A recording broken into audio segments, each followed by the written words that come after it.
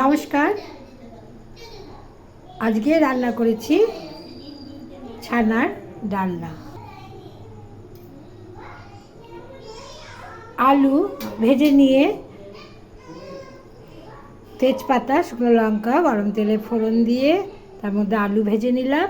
ভেজে নিয়ে জিরে, লঙ্কা, আদা, টমেটো এবং সাদা তিল বাটা দিয়ে খুব ভালো করে কষিয়ে নিলাম। এর মধ্যে পরিমাণ মতো লাল লঙ্কার গুঁড়ো, অল্প চিনি, নুন ও হলুদ দিয়ে ভালো করে কষিয়ে জল দিয়ে দিলাম। এই তরকারিটা একটু মাখা মাখা করলে খেতে ভালো হয়। জল ফুটে উঠলে এর মধ্যে ছানার বড়াগুলো দিয়ে লো ফ্লেমে 5 মিনিট রান্না করে নিলাম এবং ঘি দিয়ে নামিয়ে নিলাম।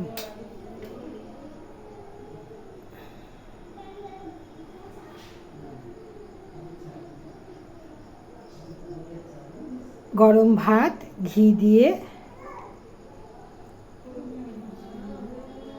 আর ভেন্ডি ভাজা এবং ছানার ডালনা পরিবেশন করে নিলাম।